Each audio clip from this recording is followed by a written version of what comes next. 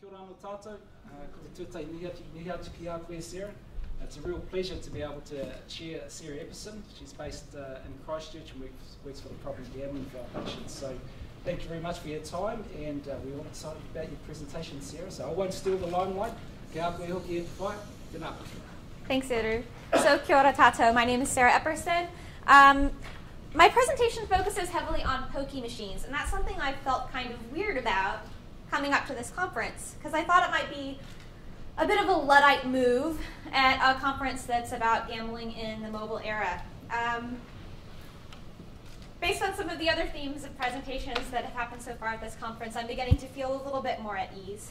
I think we know that regardless of the technology to come, we know that existing technology causes problems as well, and it's dangerous to lose sight of that. Furthermore, in the mobile era and beyond, we'll still be asking ourselves a lot of the same questions. How can we eliminate the harm caused by problem gambling? How can we work with our allies to do this effectively? And who exactly are our allies? I saw a presentation by Ruth Malone from the Center for Tobacco Control Research and Education, and she outlined the ways that the tobacco industry strategically undermined public health work, a story that looks very familiar to all of us. She cited a tobacco industry document stating that the interests of the tobacco industry are fundamentally incompatible with the interests of public health.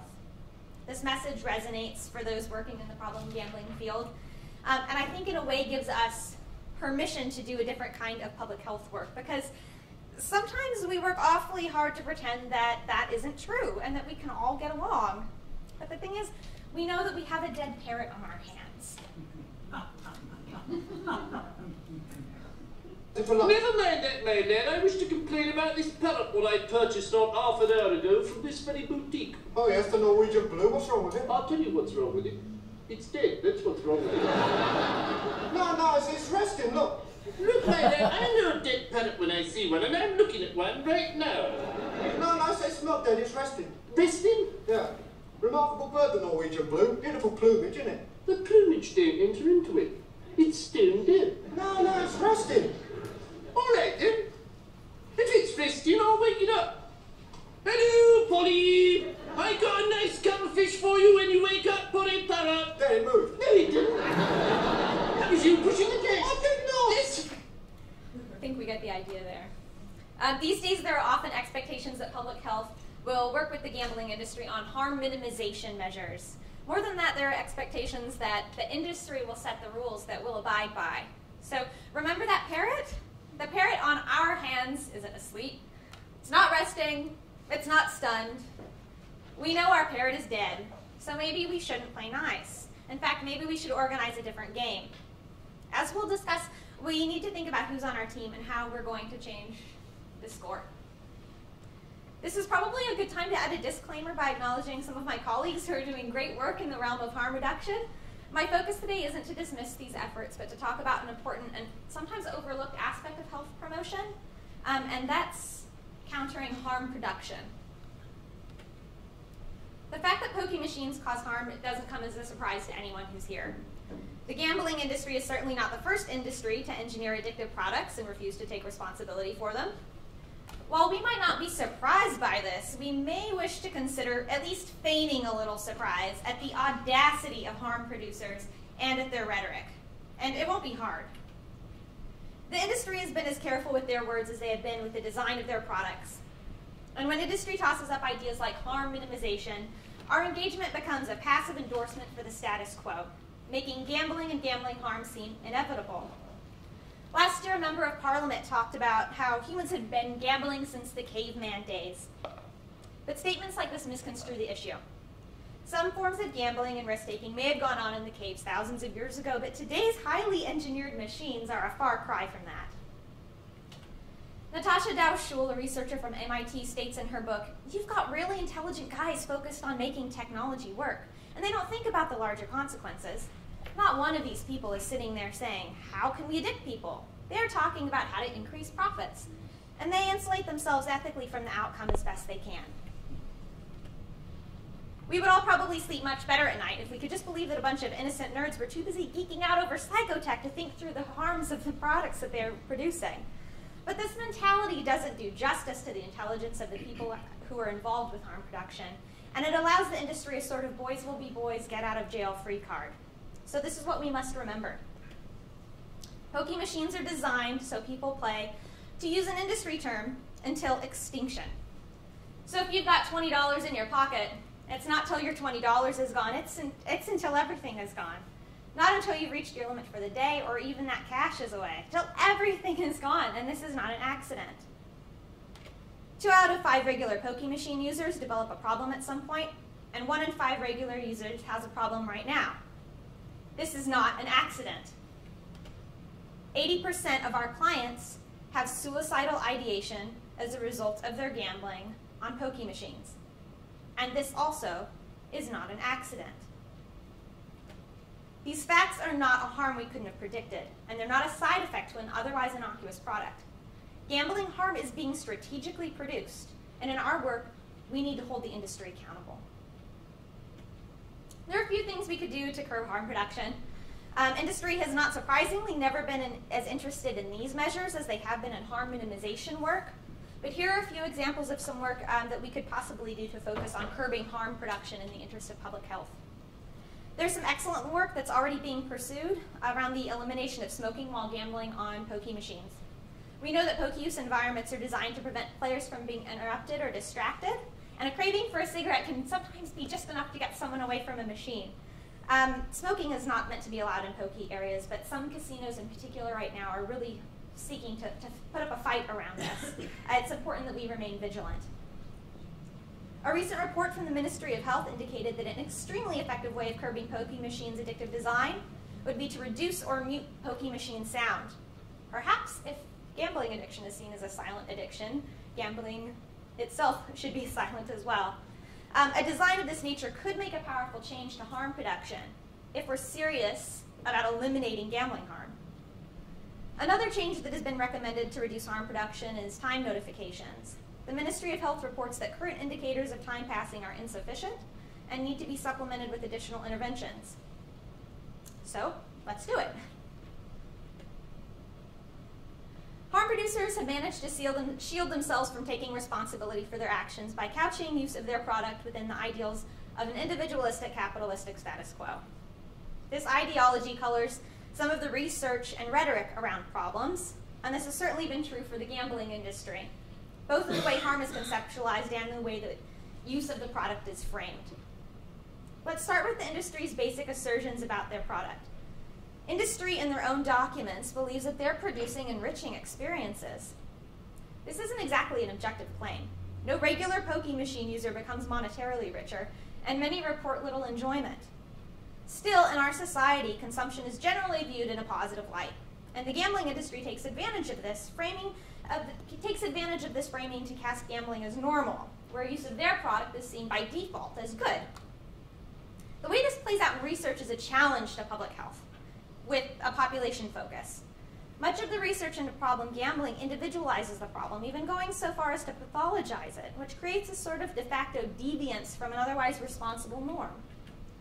This is problematic in and of itself, but further so because this deviance or pathology is well suited to the needs of the industry.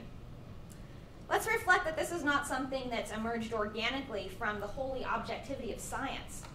For instance, the industry-funded National Council for Responsible Gambling spent millions commissioning Harvard Medical School's Division on Addiction to research gambling.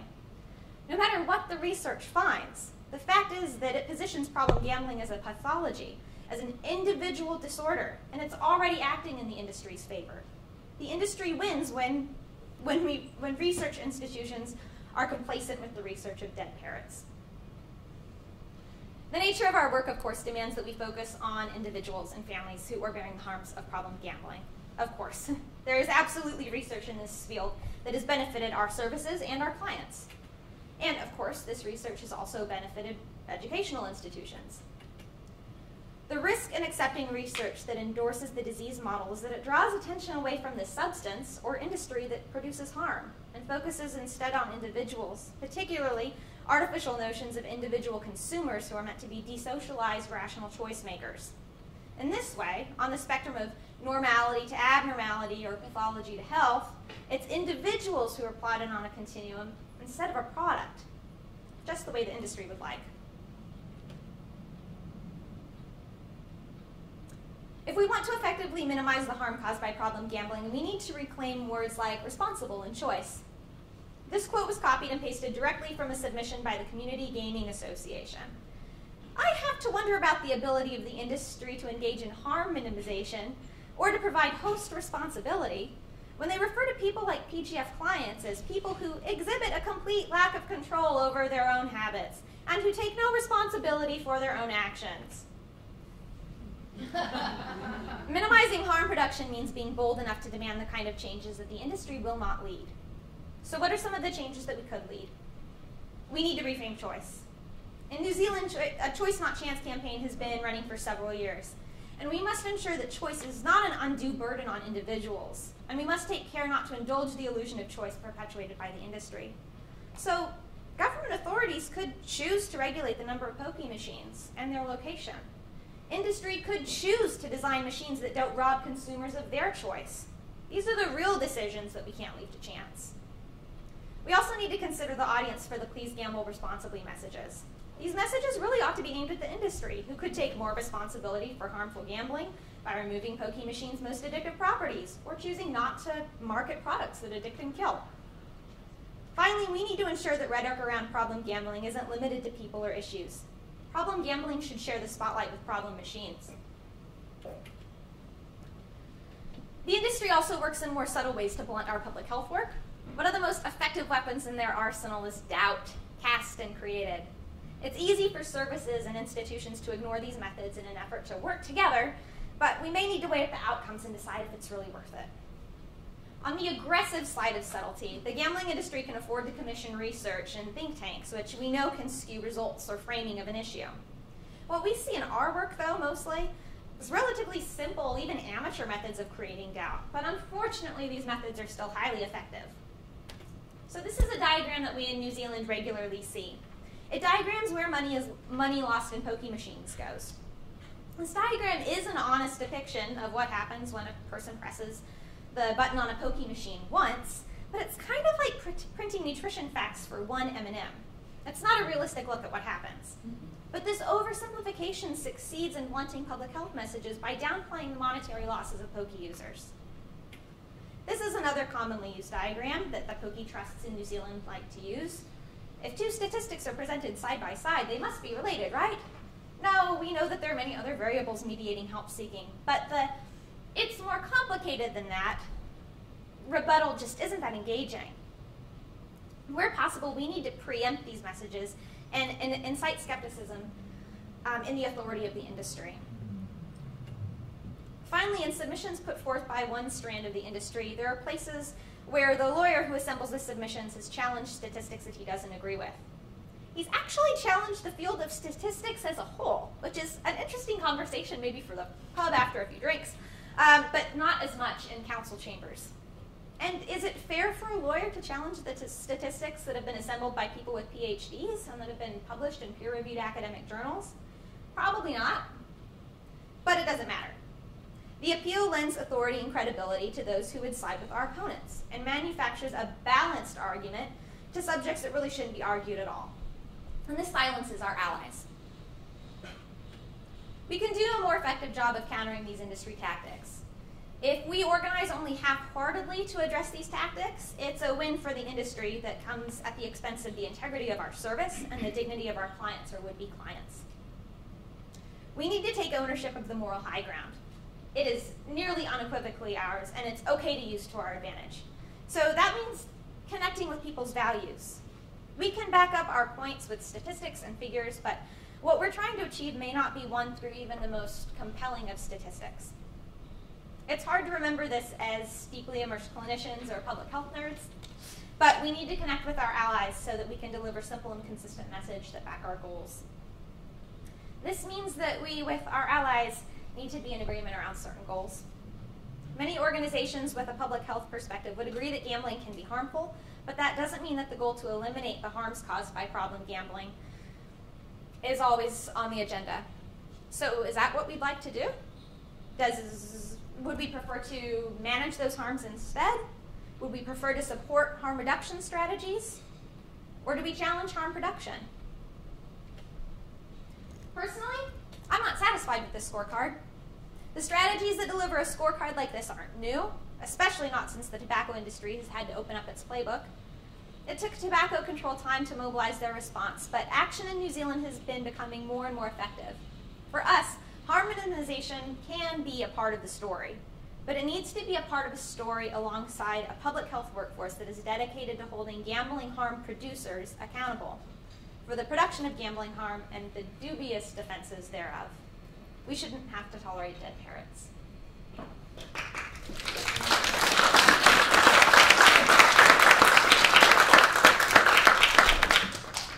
Kia ora, Sara. There was another great presentation for us to listen to, and yeah, I mean, some of the great thoughts that we're putting out there for us to consider in our work as we move forward in this this changing generation always leaves us all wondering, what more can we do to make a change, to make things better for those communities that we work in? So we've got a little bit of time for a few questions. So anything from the floor? So who wins with harm reduction? Did you see my scorecard? I did, but doesn't everybody win if harm's reduced or minimised? Oh, what would a good comparison be?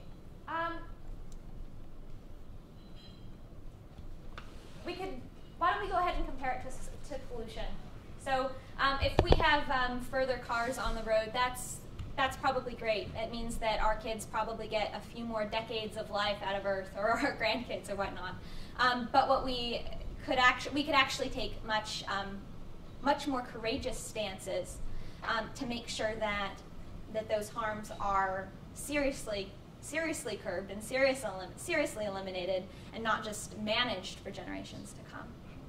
But isn't this a step in the right direction, do you think? I think it's important that we do harm reduction work alongside the work that acknowledges the production of harm. But when we only look at harm reduction, then we're complacent with an industry that is producing those harms, and that's not fair to anyone. Yeah, it is. It's the tip of the iceberg, and it's the bit that we can see.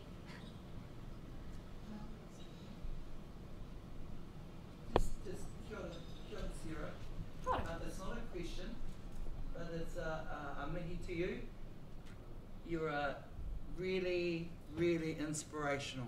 You can, from the kōrero, you can see that you've done the mahi to ensure that we get the message. And I think that is just so fabulous. It's not easy to stand up there, and we've all been there, yeah? But what I found really interesting were the categories that you finished with.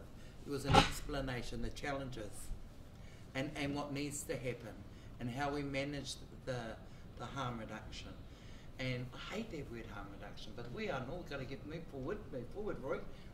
I think that I'd love, if I could, maybe need to talk to you after, or maybe not be something, because I'd love that your kōrero and your PowerPoint, because I think it's interesting. See, I come from I sit in a different world, darling. I can see the harm, and I want to do it, but I'm also mindful that there's a process to go through, and there's a revolving door, and when you get slapped by one, you come back and get slapped by another one and another one, but you've got a very clear graph on how to manage that. And I was trying to hear what you were saying and connect to I lost it. But never mind, I'll get over myself. But I'd just like to say thank you. It's not an easy job to stand up here and deliver what you did. Even this gentleman's question, I think, oh, that's the irony. Oh, no, I don't know where the hell I was at. But I love how you did it. And I appreciate that. So I need your email address so I can read it and absorb and understand the content. I know it's around harm, but how do we manage that? Yep. And I like that drive in the online stuff. I would love to continue this. Yeah. And I like the school boards. There you go. Thank you, babe.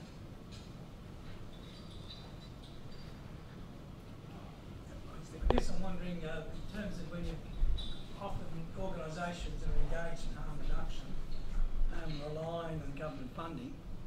And so if you want to take the more stronger stance, there's a reticence, I guess. Well, I think about Australia at least. How do you achieve that? How do you develop that body which is able to take the more radical stance, I guess? That's a great question, and it's something that I would certainly struggle with. I really like to-do lists. I really like to leave meetings with action items and things like that. But but I know that sometimes I put my integrity on the line because I'd rather leave a meeting with something on a to-do list than stay in the meeting twice as long and leave with nothing on my to-do list because we couldn't come to an agreement. Sometimes I don't think that, I'd like to think that there are opportunities for us to do things differently and to be able to stand our ground and take some really courageous actions. But I think at this point in time, sometimes the most courageous thing we can do is just to say, no, I'm not playing that. This is the option. This is what harm reduction could really look like, but it's going to demand more of you this time than it will of me. Yeah. We'll see how that plays out. Yeah, that's good. Thank you, Sara, just a statement. I take out of this presentation that you've got the integrity to not accept second best, and if anything, we can all walk out of here to take away that component. That we don't accept second best. I think that we'll all benefit from that. So I appreciate the drive that you put out on the table on the floor today, and kia ora to you. Thank you. Yes.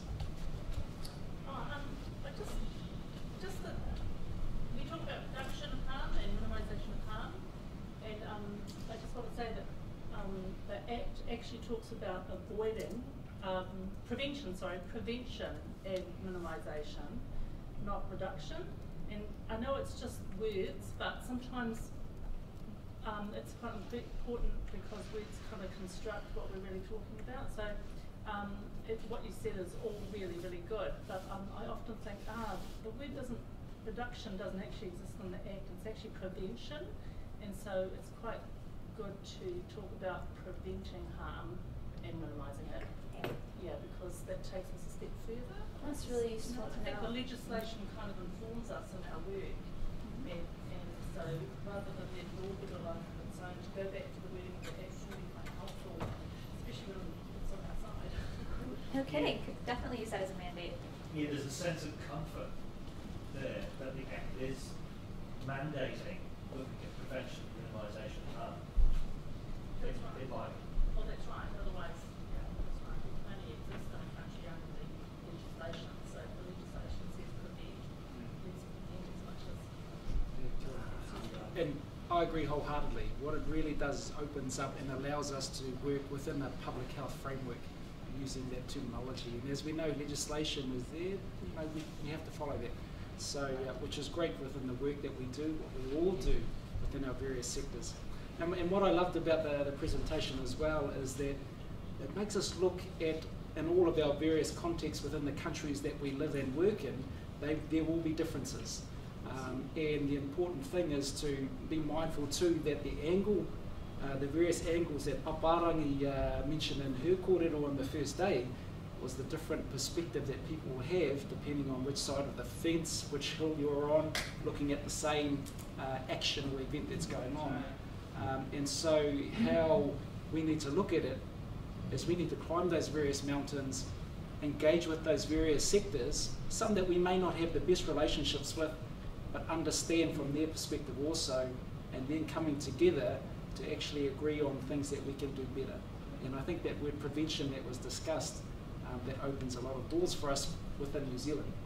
So again, Sara, it's been tēnei te mihi atu ki a koe, I tēnei wā o he nunui taku ngākau ki a koe I runga te mahi, he mahi nunui ki a koe, he mahi nunui mō a mātou, te manaakitanga, mō ngā tangata whaiora I runga te motu. Nō reira, tēnā koe, tēnā koe, tēnā koe. Nō reira, kumai te pakipaki ate.